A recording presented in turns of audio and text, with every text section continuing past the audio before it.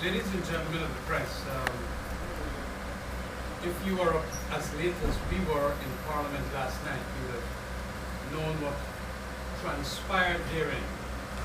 The Alliance for Change gave its support, first of all, to the motion that brought back the hydroelectric amendment bill and the motion to up the guarantee from 1 billion to initially 150 million.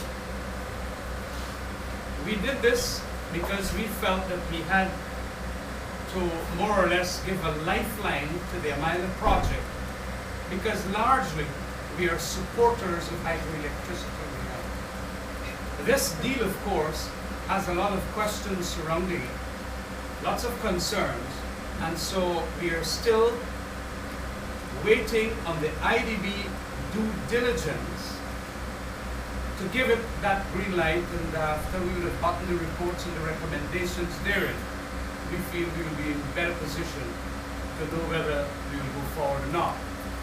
But at this stage, we felt that the entire project would have been killed had we not done what we did last night. But we did it for the short term, namely in supporting the upping of the guarantee from $1 to $50 billion instead of 1 to the reconfigured 130 that the government was seeking last night. But also with the proviso that that $50 billion and no more will go and be linked entirely to GPL as that public corporation if there is a shortfall in payments by GPL to the Amaila Falls Project Incorporated. We also did the other proviso, which was that within a period of 3 months from now, we can come back to more or less see whether that is the proper sum or not. If the IDB says that the green light for the project is given, but there might very well be the need for the upping of that guarantee to ensure security for the project, definitely I think we may be in a better position to know whether we will up it further and by how much. And so that was the position taken. We think it is a very patriotic position. We have seen detractors and those who are experts, some validly so, being very critical of the project. We would like to respect all of their views. And indeed, we took consideration of them all in determining how we approach the issue as to support or non-support last night. And no one may feel that we simply didn't dismiss him. We were not. That's my short statement on what happened last night. Ladies and gentlemen, we'll take questions, of course, on this opening statement and on any of the issues. I recognize the name and the else, please. I don't have any questions for this opening statement. However, I have 4 very short questions as it pertains to the circumstances in the case. 1. Would the AFC support information on the Integrity Commission? Let's deal with the hydro things and then we'll take that time is to the come most back. important thing. We will take time to come back to Yes, I have a question. But we'll bring that up first. That's priority. What technical detail was revealed which caused the AFC to shift its position from one of opposition to caution? We were always supportive of the project from the very beginning, but we wanted to get more what is called information on the deal. When we met the IDB indicated clearly to us that they are going to get all the information from the sponsors of the project, Site Global and Blackstone and whoever else. We could not get those kind of information, and that is why we were piggybacking on the IDB.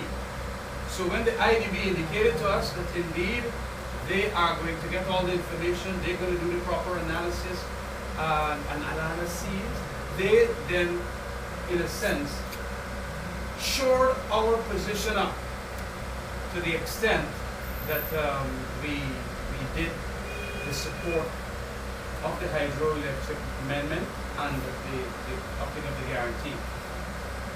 So the fact that IDB indicated to us that they are going to do the due diligence, which incorporated 3 compartments, whether GPL was going to be in a capacity to handle, or whether they will be in a capacity to handle the administering and management of this large amount of electricity that will come after Amaila is completed. Whether there is economic viability of the project, that is, if the Guyana's economy can sustain it, whether it will become viable for the tariffs not to be increased to then be so high as it will not make it feasible, and the other one was the environmental feasibility. And so we decided that fine, after meeting the IDB people, if this is all what their studies are going to do, and they can get all the documentation that they want, then fine. And that was, at that point in time, we decided that, once it was a kind of a conditional support, once the IDB supports it, they being with the expertise and experience, it was going to get our green light in a sense. And we did not want to kill it before it reaches the IDB by blocking the hydro bill and also not giving at least some guarantee to the investors. That's what distinguished our position from that of the APNU. We respect APNU's position. They rationalized their position last night, and that's how our democracy should be. Respect your opinion.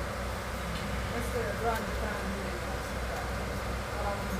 given that you have voted for debt ceiling to give GPL some money or parity some money, you have also said that one of the main reasons that you were not going to support this and this was the fact that based on what you have been able to find out, was that there was not going to be a reduction in the tariffs paid by citizens. Now, do you have a timeline or a time frame when you will be able to get that information you need from the IDB to make an informed decision on whether or not you could allow more money into this project? Good question. Yes, that is why we put the timeline of 3 months from now. They can come back in Parliament for an upping of the guarantee.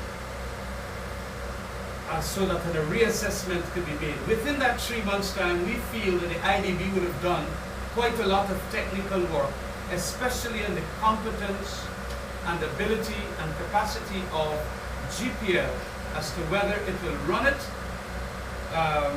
the distribution to consumers at such a rate that will not see any increases and probably see about, as government has been saying, 20 to 40% decreases.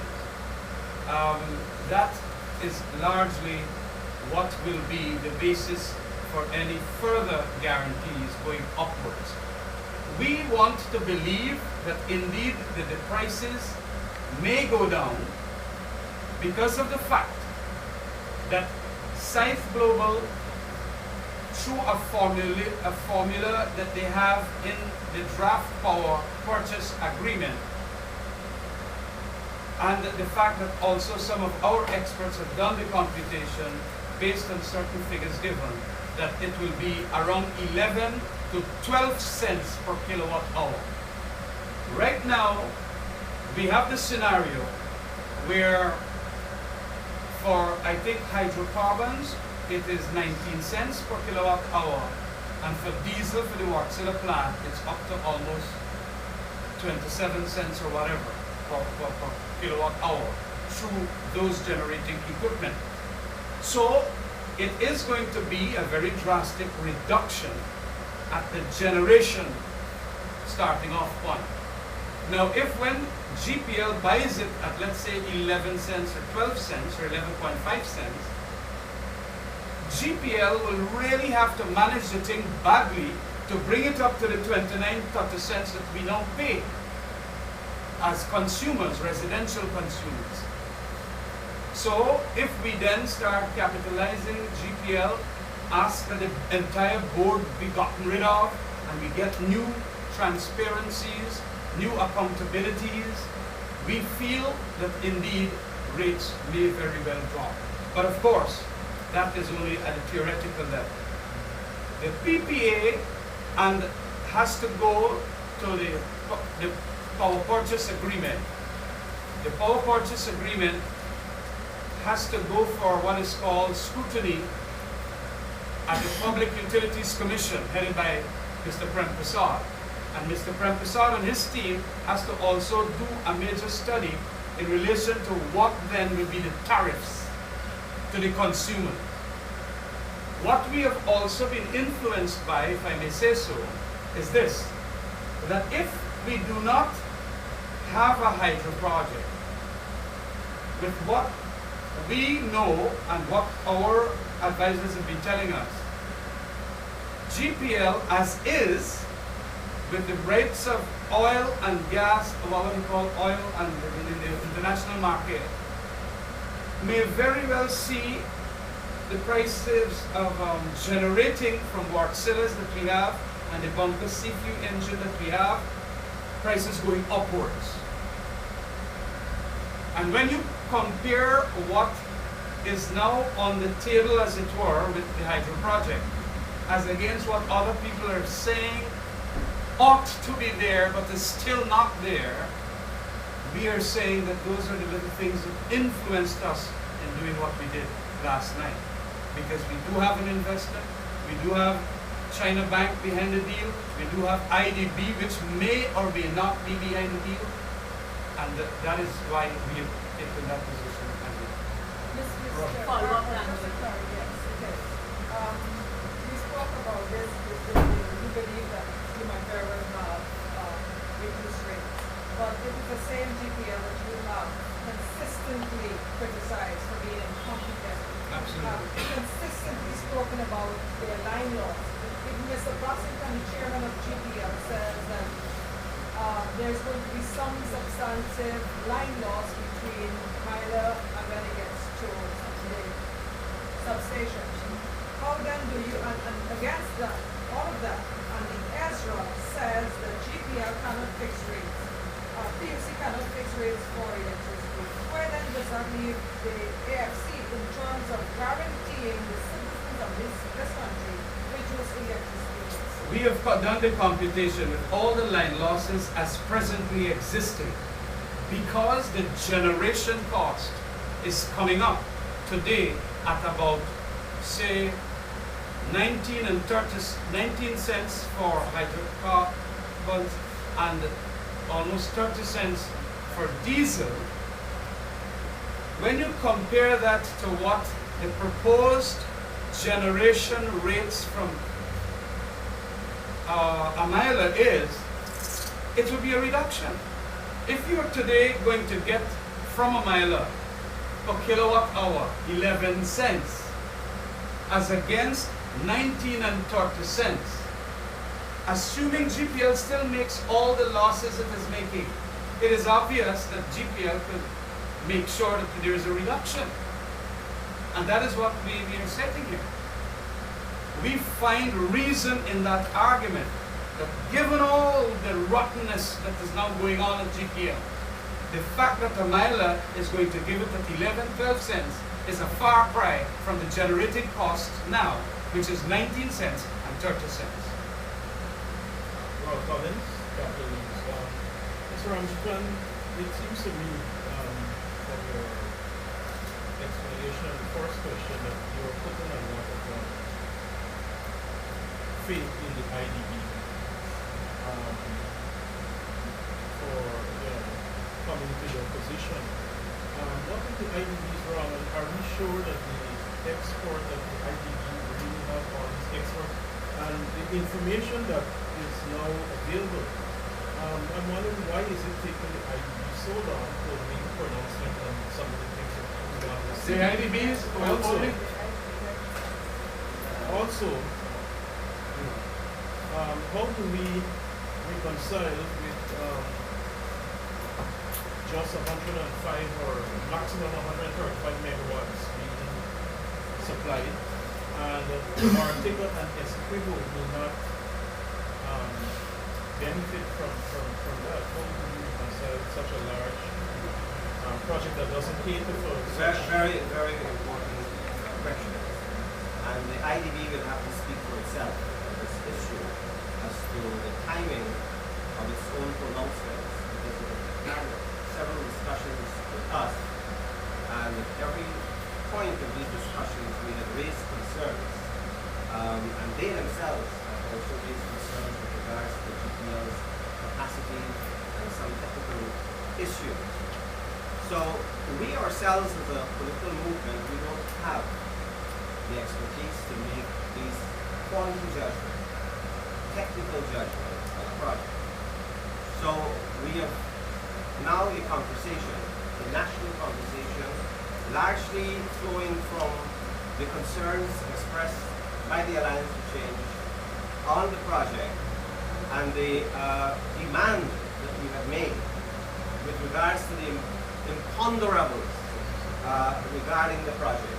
And I say imponderables in the sense that we could now see that the government itself is in a deep sea in terms of its own grasp of the gravity of all the issues involved. For example, last night was a typical case. On 18th of July, the government came with a motion asking for $150 billion as a ceiling, an open-ended ceiling. That is, it is not linked to Amaila, it is not linked to the guaranteeing any liabilities or responsibility on behalf of GPL. It was a very vague, amorphous, and we had said perhaps deceptive motion at that point in time. But what could make a government dip within a matter of days from its demand for $150 billion as a ceiling for the guarantee to 130. $20 billion in one stroke. And then it was revealed yesterday that they were prepared to go to 80 billion. Something must be wrong in terms of their own imponderables as to what is required of them to meet this obligation, or what is in fact the obligation to be met. So when we put $50 billion, we were giving this project a lease of life, because they were already singing, laying the wreaths out, and they were singing the funeral dirge for Amaila since July 18th, and throughout the choir of mourning throughout the Congress had been singing this funeral note that Amaila is dead. It was the Alliance for Change that kept it alive, and it was the judicious, serious thinking on our part in terms of the interests of Guyana that we did not go down with the funeral procession. We stopped it, and we said, as an act of good faith, we are prepared to put on the table $50 billion to meet the concerns of investors. While we say it was a conditional support, we also felt cautious optimism that it could succeed, because we want it to succeed. And that is where I believe that the government, the part of the cautious optimism is that the IDB will bring a report that will go either way. We are hoping that they can bring a report to say that this thing is feasible. Because when you look at the arithmetic, we started off by the government saying that they had an obligation of $100 million per year, United States dollar, to pay under the power purchase agreement to the Amaila Hydro Electric Falls Company for electricity to be supplied to GPL. But within a matter of days, it jumped from $110 million to $110 million. 120. And now 110. And then we were told that it is now $122 million per year. Who is doing the arithmetic? And this is what bothers us, that we need to, the higher technical study to be able to come to some permanence in relation to what we are dealing with. And that is why we can't have a hard line support of a project and place in the hands of this government that has a trust issue. It has a trust issue apart from a cost down and credibility issue. We cannot place in their hands a blank check for $150 billion.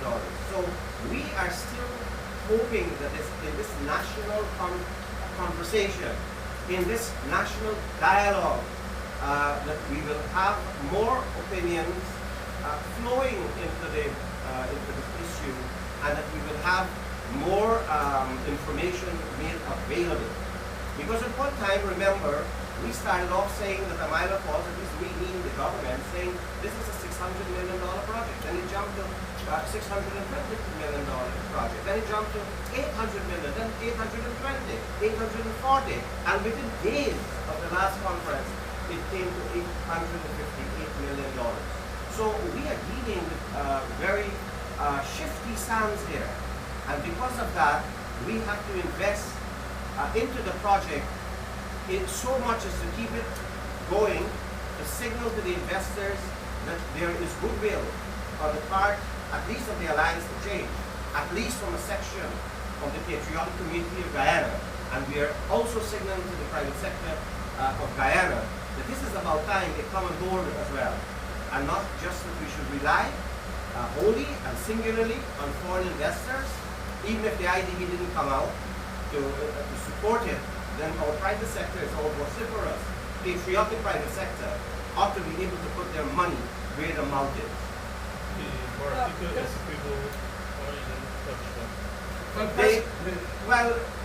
This is part of the questions that we have. There are many issues.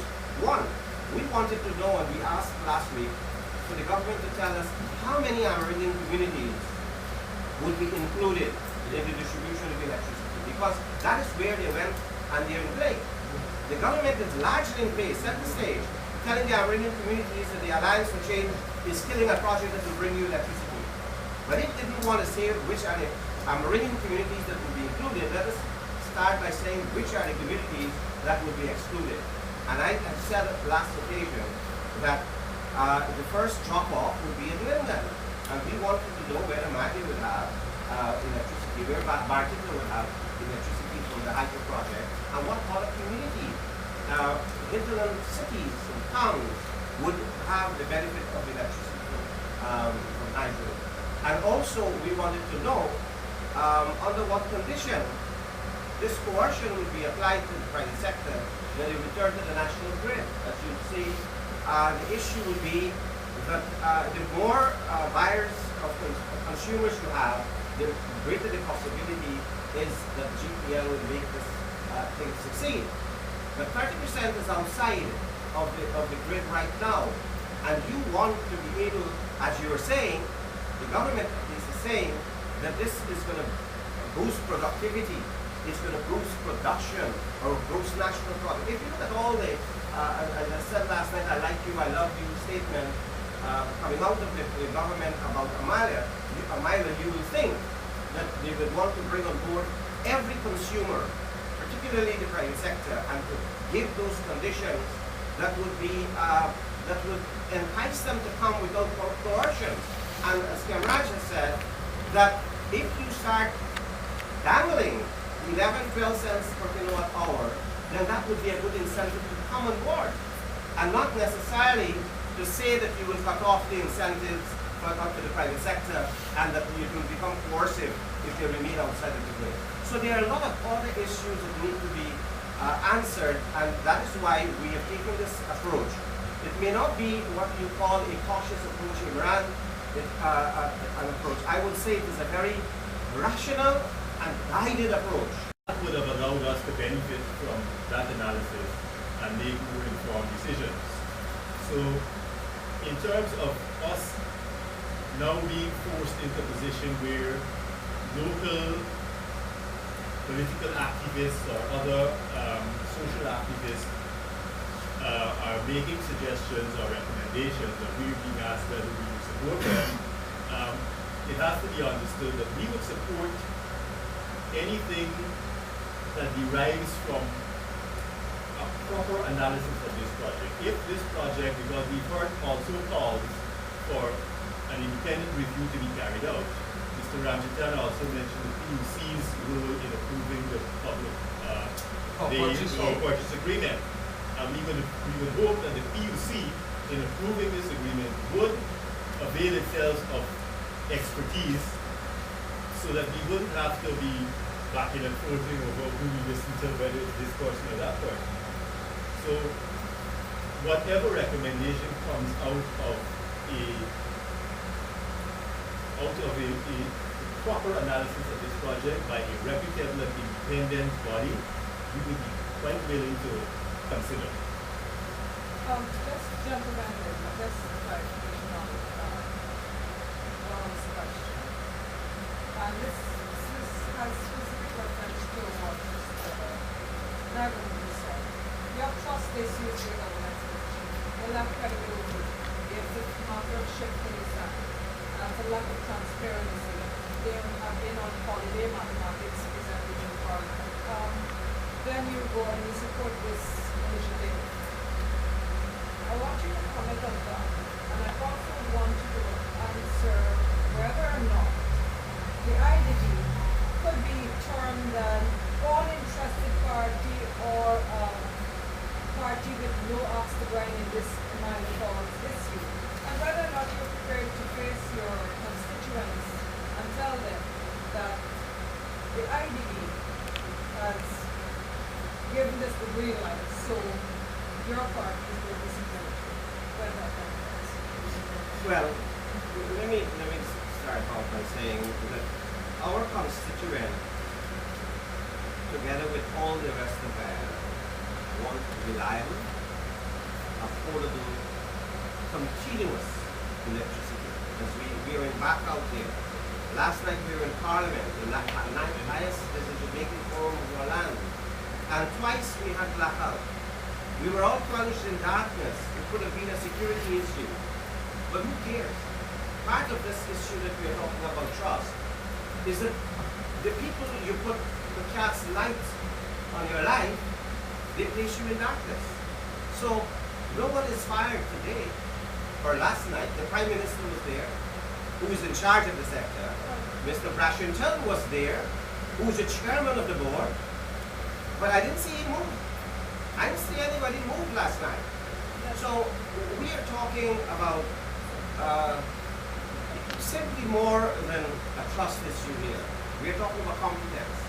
And as the leader said, we would like to see the board restructured. We would like to put in place those mechanisms that will ensure that we have a more efficient delivery of the service.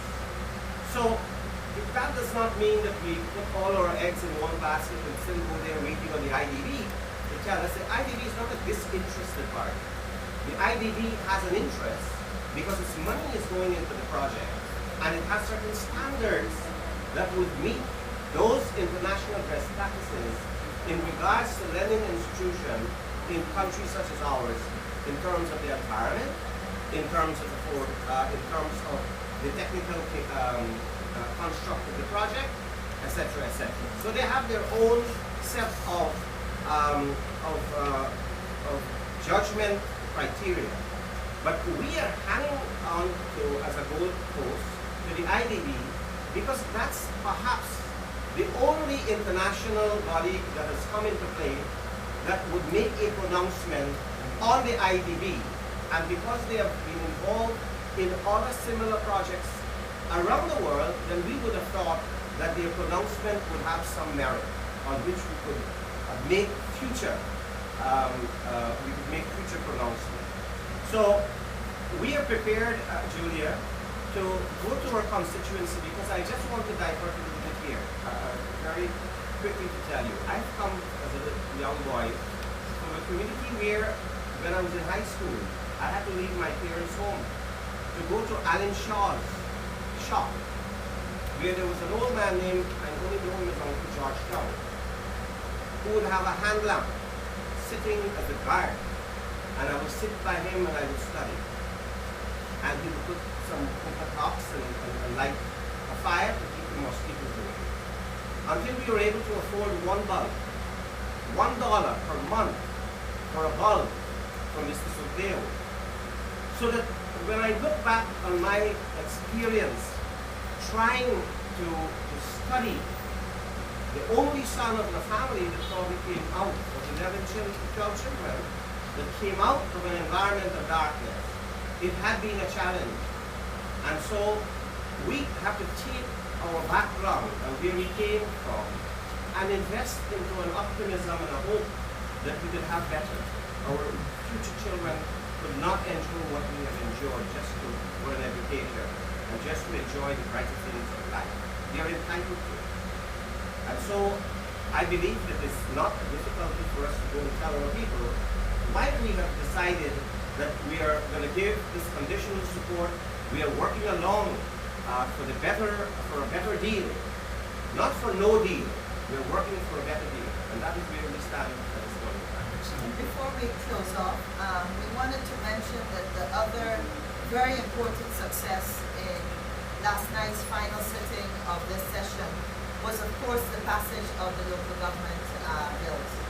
We are very excited that finally, after close to 20 years, I think it's 19 years exactly, that the possibility now exists for us to have local government elections under a totally new and reformed system that gives more accountability to the local government agencies. So we are quite excited that that has happened. And as we all know, the government voted in favor of the passage of those bills, and therefore we anxiously await assent by the President to the bills as early as possible. And at the end of the day, this has been one of our campaign strong points. We really feel that Guyanese have to have the opportunity to be involved in the management of their communities, in the decision-making process, and this is a very, very important success, an important step on the way forward. Just to clarify on that, the position by AFC and AFC was that it was concerned mainly on the composition of the commission, because you all said that when you go with an even number, you create a situation for a deadlock. Yet you voted for it. Yeah, the rationale there, Julia, was that we did not want government not to assent these bills. Not assenting these bills was going to bring us backwards, was going to move us backwards. And the Alliance for Change wanted to play that middle of the road role and to ensure that the government has no excuse and pretext to not assent that set of 4 bills for local government elections. And we knew, hearing the APNU people and hearing the PVP people last night, that if the PVP did not have its other person added on to it, that is the 8th person, they may very well not assent to these bills. They would have remained mute like they did on the 15th of July. Was that a risk that the Alliance for Change must take? We felt last night that for the good of this nation and the 2 great battlers of political power in Guyana, APNU and the Alliance for Change, the PVP, the Alliance for Change must come in between. And what did we do? We said, Mr. Ganga Prasad spoke to Gail, fine, you want an 8th person? Have the 8th person and ensure that the thing is assented. And they got what they want. So they will now have to go, and it will be their fault if they don't assent, and then the whole political world, including the diplomatic world, can come down on them if they don't. So it is in the interest of the country that we did what we did. I recognize the lady behind you.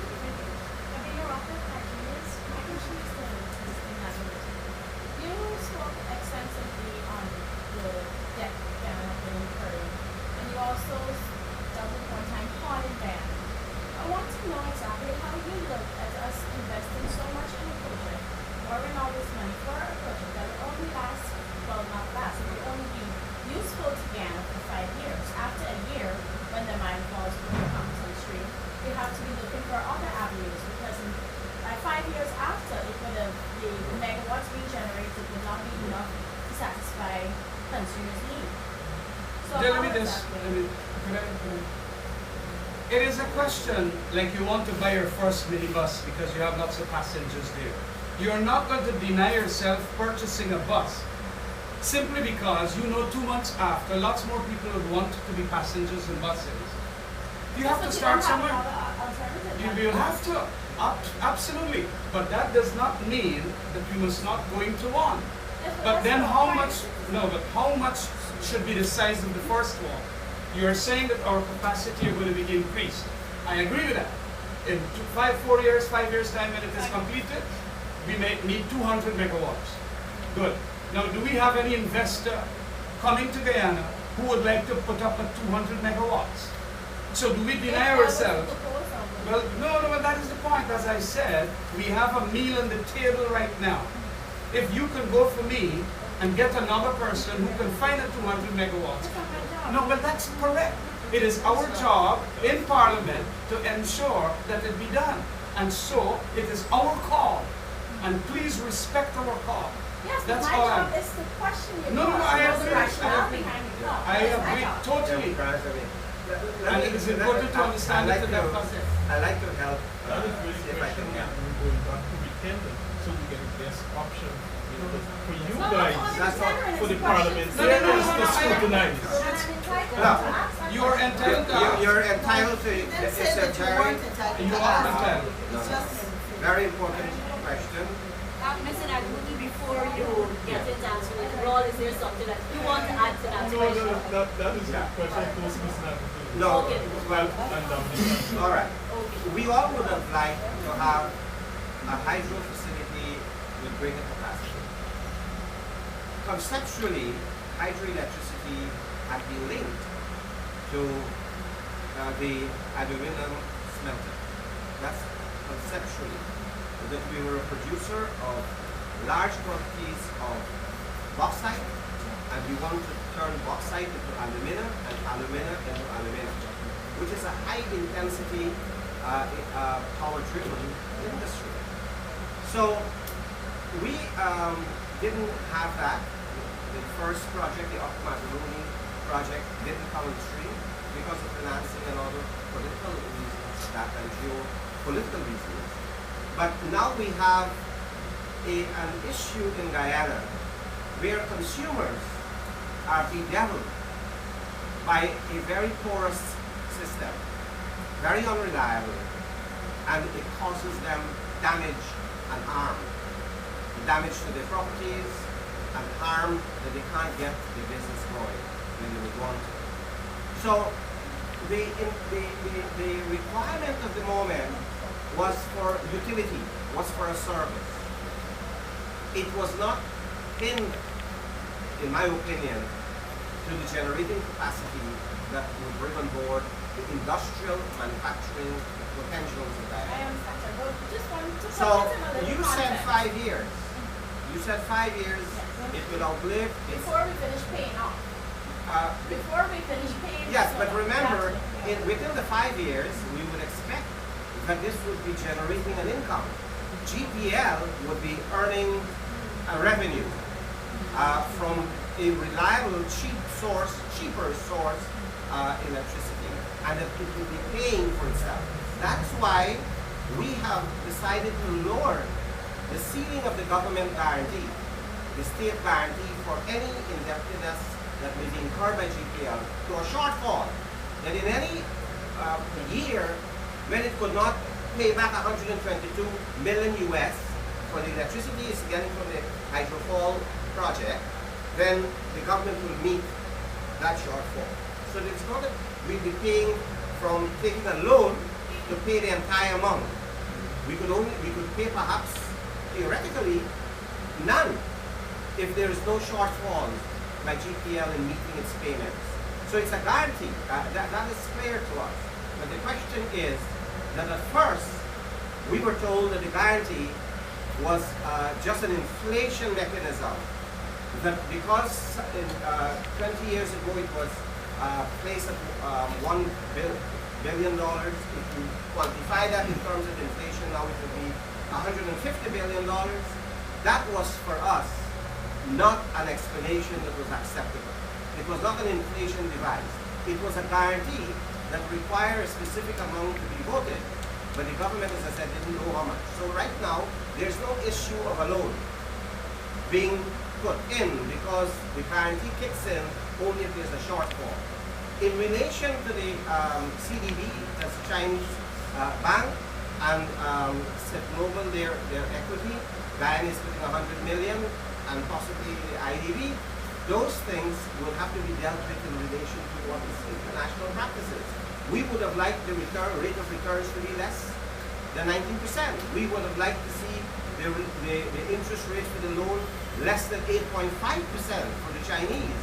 And we still think that these things are practicable, possible, and doable, so that we are not closing the door to lowering the cost factor. But at the same token, we must not shut the door to the possibility of enjoying hydro electricity. Okay, final question. Is the AFC concerned about securing, like, as indefinitely securing employment for Guyanese, not after Amaila would have commissioned, but in the construction for the Amaila hospital? As the contract between, excerpts from the contract between Site Global and China Railway shows the discretionary language used for the employment of Guyanese. So is the AFC concerned about this being another marriott where no Guyanese was employed on that site? As of now, the road, no Guyanese is being employed in that construction, and the company made it clear that they're not going to be employing any Guyanese. So what is the AFC concerned about? In one word, we are very, or two words, we are very concerned about that. And how is the practical numbers? We will have to discuss that because we haven't fully, we haven't read the contract, the EPC between Amaila Falls Hydro Inc. and China Railway. So we don't know the terms of it. You're absolutely correct about the discretionary language, and that needs to be tightened up because we can't rely on discretion to enforce our laws in this country. So yes, we will address that. We will have to address that at some point, sooner rather than later. So. Thank you very much, sir. The gentleman at front. So we are next item is, and this question of you can be addressed in so much time.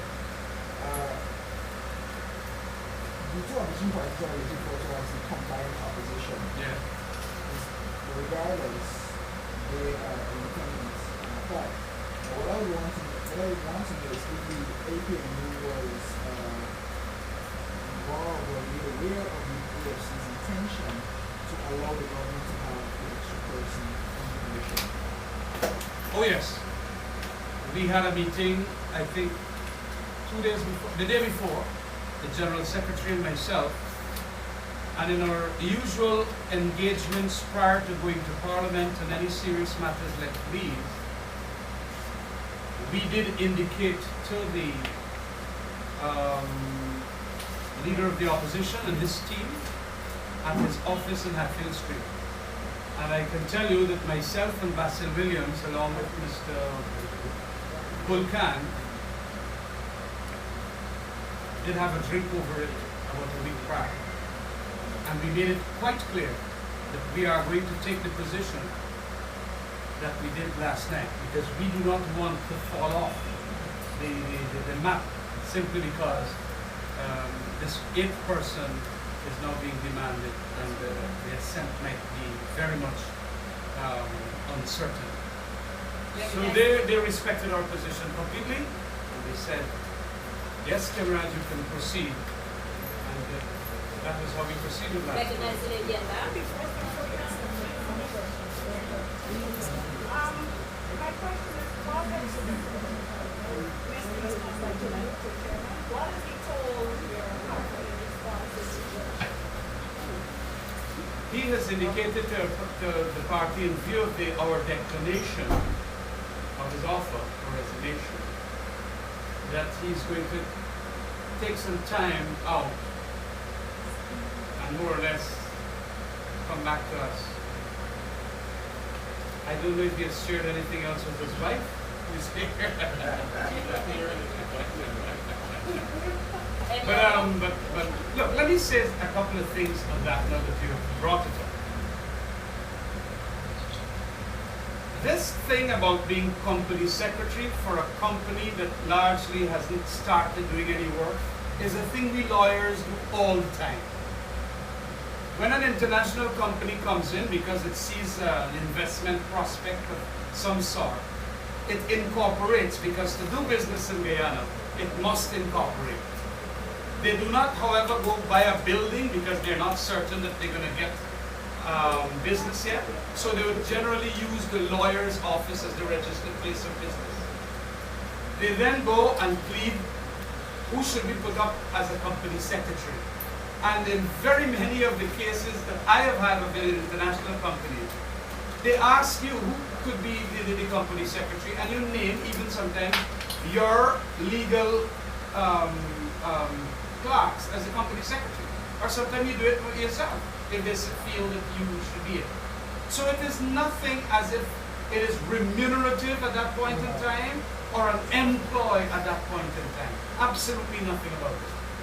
And of course, in this case with Nigel, he did indicate that he has a close association as an attorney. And more likely than not, yes, probably he's going to be paid for his attorneyship work.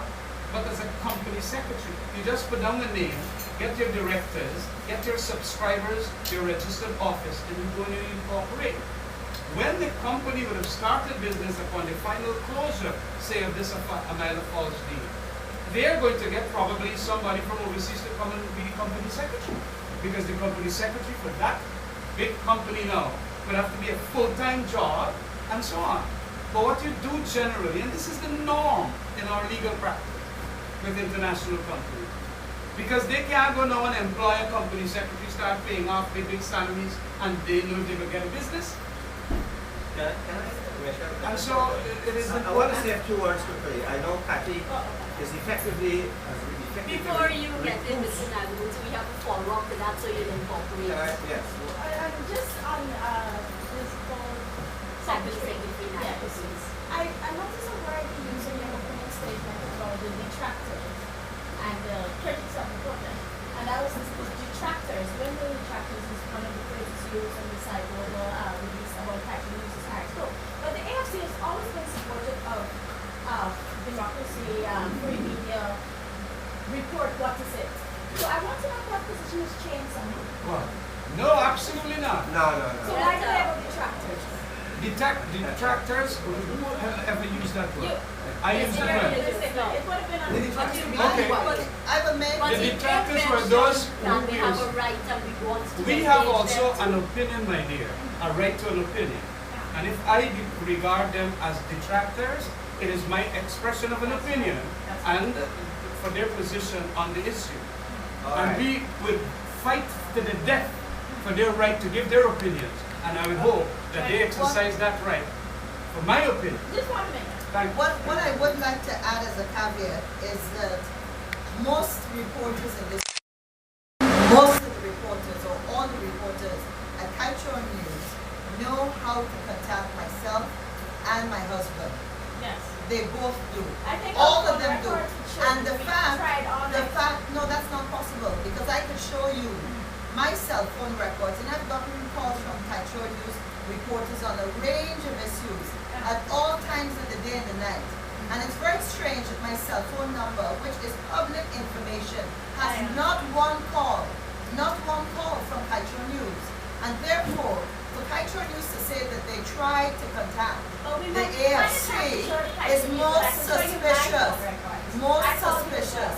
Well, my phone has no numbers from anybody from Cultural News. So that's where the question of a doubt is. No, I just want to say this. That sometimes I say, maybe privately, that the Alliance for Change seems to be a party of professionals.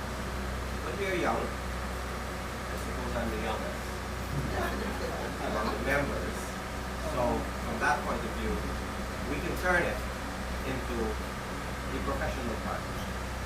And in doing so, I believe that we ought to exercise the caution necessary in regards to what we do as professionals and what we do. Concern that the public didn't know.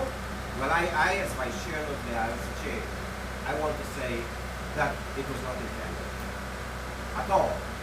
But I want to add as well that from my experience, at no time Nigel nor Cathy had injected themselves into any of the internal discussion that had to do with Site Global or had to do with the companies for which they work. In fact, what is an ironic situation here is that the Alliance for Change had taken a very critical stance with regard to this project and the investment profile, etc., etc. And our colleagues have never broken a lance with us on the position we have taken, to the extent that out there in the public, the presidency and supporters could say that we were out to kill the project, that we were terrorists, we were criminals, we were enemies of the state, so that we could not have been influenced by either Cathy or Nigel if our position had been one where it appears that we were against a project in which they had a vested interest.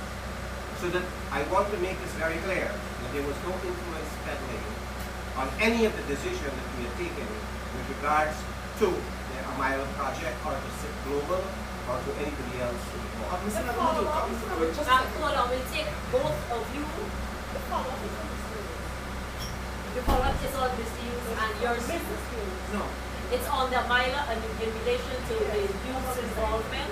Yeah, I want to get my question because I wasn't really. That's okay. Okay, I want you to define influence for me because I spoke with a number of the less vocal AFC supporters, and this explanation that Mr. Nigel and Madam Cathy reachings themselves in the decision making, they told me that it had a startling resemblance to the explanation offered by the indicator that the finance minister's wife was going to sign some document from the general office that she wasn't going to touch anything related to the Ministry of Finance. Okay, before we get Open into a can that, of can worms we there. take yours also?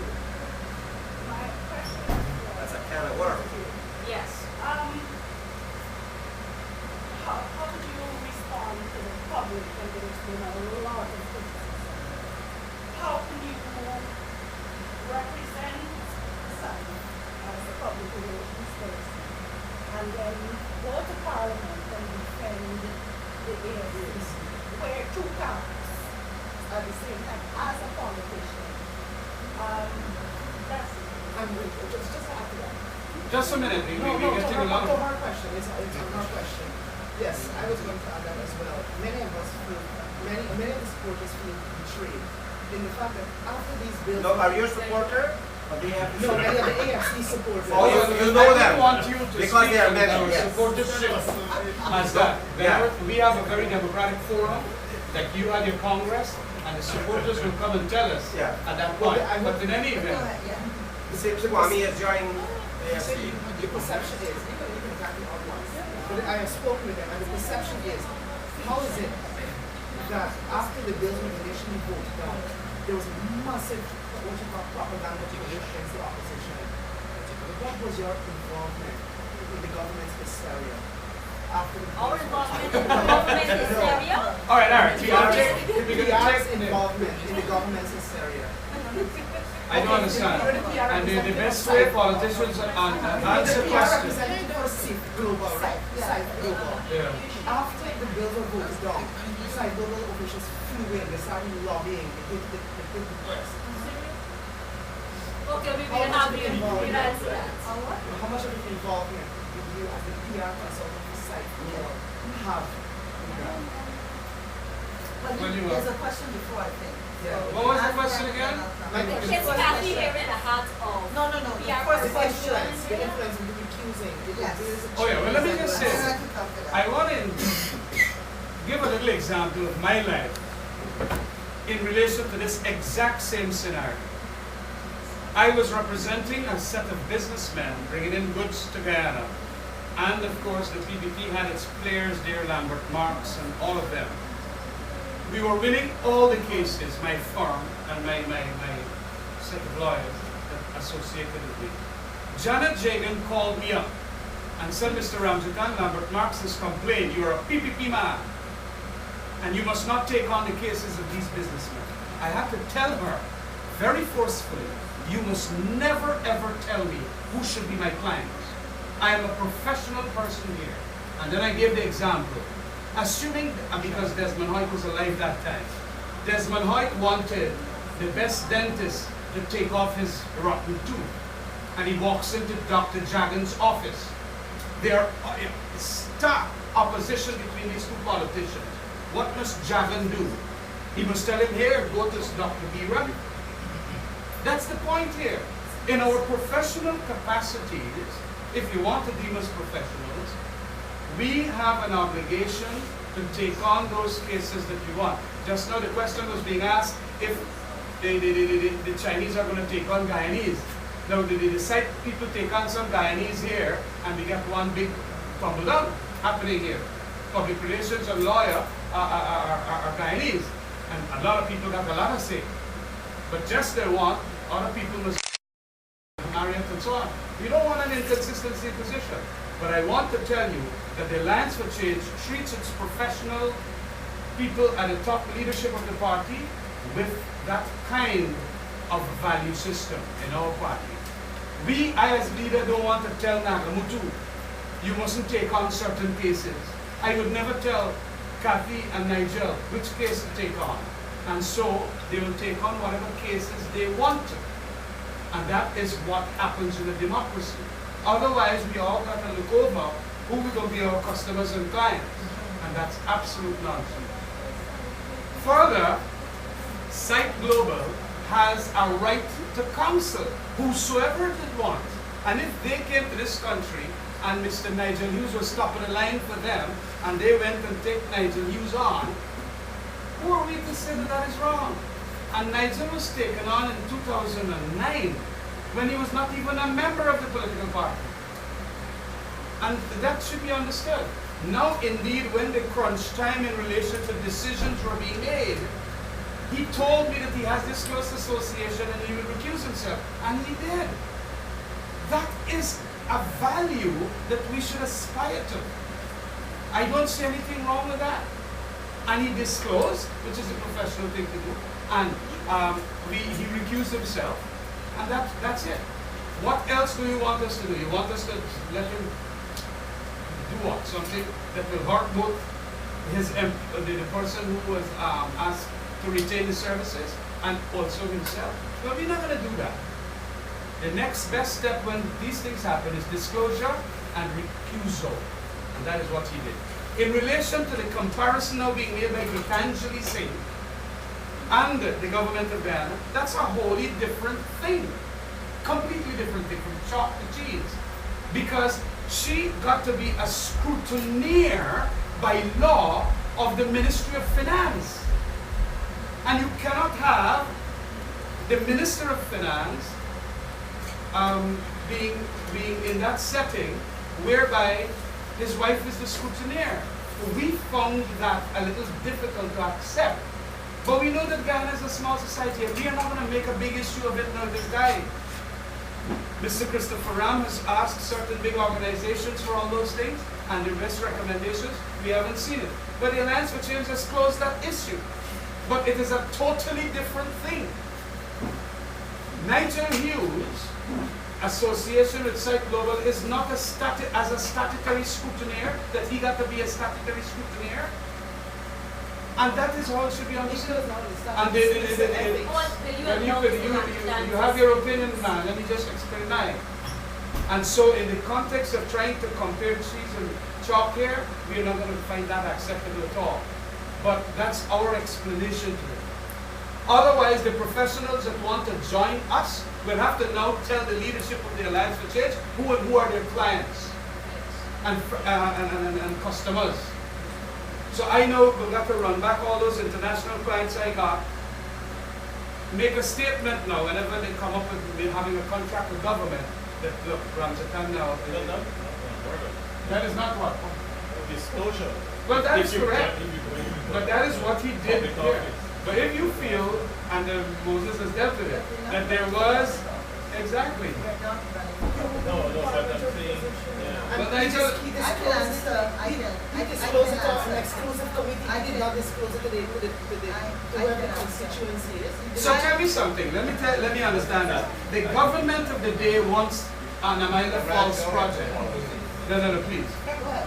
The Amaila Falls project is being supported by the government. Are you telling me that the government has an interest to serve and a conflict of interest situation? Come on. Let me, sorry, what was your name? Imran, yeah. Okay, Imran, I'm gonna really answer, the question in terms that relates back directly to me. But in terms of answering the concern that you just raised, I think that one of the considerations you need to take to think about is the unique nature of the legal profession and also the public relations profession. There's absolutely no way that a lawyer, and here I'm speaking about any possible lawyer, can always declare publicly his clients. And I'll give you a classic example. God forbid, if Mrs. Hines, former Mrs. Jadvio, or even the current First Lady, went to any lawyer that happened to be part of any political party in her private capacity to deal with a private matter, there's absolutely no way that we could expect her not to have the right to have privacy with regard to how that matter is being handled. So there's absolutely no way that you could expect an ad in the newspaper saying, by the way, Mr. Ramjatan, Mr. Hughes, or Mr. Nagamutu is about to do the divorce from whoever the person may be. So, it is. funds is going into it. Sorry? 40% of state funds is going into AFH. AFH is not a private matter, it's not a divorce. Yeah, but what's the similarity of your argument? So you want us not to take on Let a certain... me leave it at that point. We can agree to disagree, but let me answer the concern you raised, which was my ability to deal with my personal and professional work and my ability to handle my political responsibilities. Now, first and foremost, I'm an individual. I have my personal views, and therefore, quite often, if I am being interviewed by the media, I will say, what capacity are you interviewing me in? My personal views on abortion might be totally different from the AFC's public position, which they arrive at after having a series of consultations with the members of the AFC, and based on a democratic process, they may come up with a position. I may beg to agree or disagree, but at the end of the day, we have come up with a public position that the AFC, through a democratic process, has agreed on. You see the distinction? So when I speak in my personal capacity, I speak as Kathy Hughes, who for how many years, have formed her own values, her own standards, and continues to maintain them. When it comes to my professional work, I bring my personal beliefs and I uphold the highest standards. Everybody that comes to my company comes because they know, regardless of where they come from, I will give them the highest and the best that I can do. And if you check the records, in 1995, when President Jagdeo held a summit, NCN or the former GTV were not the ones that did their documentary for them, that was screened. It was Video Mega Productions. Because at the end of the day, everybody in the marketplace has a right to choose the best company or the best individual they feel that will give them the best job. Now, there is a perception in Guyana where people assume that because I may be a member of the AFC, I will not be able to give we're using the example of that summit and that documentary that somehow I won't be able to give them the best product. And my track record in business in Guyana for 20 years will show that I will do that. Because I give every single client the best that I can give them. And that is the only basis that they come to me. Even more so when it comes to my political involvement, which has only been since 2005. So I had clients on my books from 1993 when I came back to Ghana and set up my company. And there's no way I am prepared to give up any of those clients because I play a totally different role and have chosen to contribute to the politics of Guyana through my membership with the Alliance for Change. So when I go into Parliament, we will have our meetings, we will have our discussions, and if the AFC at the end decides that this is an AFC position on this particular issue, I go into that Parliament as a proud parliamentarian, and I am going to reflect the view of my political party, which is not just arrived at some haphazard manner. It has arrived at through a very specific process of discussion all across Guyana, depending on the issue, with members in different regions. And that is how I am able to make a distinction. With that, ladies and I think gentlemen, Dominic, yes. to make one statement before we close. Well, I think Kathy put it quite well. I just want to say this is a big story. It grew up on Tuesday. Today is Thursday. We have not sat down as a committee and reviewed it, but we will obviously have to review it because we are a new party with a growing constituency, many of them young people with expectations, with ideals, who may hold different views from us. We will review it, that's what we can assure you, and we will make necessary recommendations in-house if we feel that it's necessary to ensure that our supporters are not disappointed by any of our actions in the future. By the way, I just want to endorse it. Just to throw this out. Imran, this is directed to you. You probably noted that several persons paid by the public, by the people, government funds. Kwame McCoy. They are members of the Central Committee now of the People's Progressive Party, a political party. Roger Luncheon holds perhaps the highest public service post in Guyana. He's a platform leader of a ruling political party. I see a couple of permanent secretaries who are supposed to be above the political fray, are all Central Committee members of a political party. So I'm just asking you a question, whether you don't think that you should carry your concern to those people who are funded by taxpayers, as distinct from Nigel Youth, who is funded by his profession. And Alliance for Change is not a government agency. It's a political party from its members and its constituents.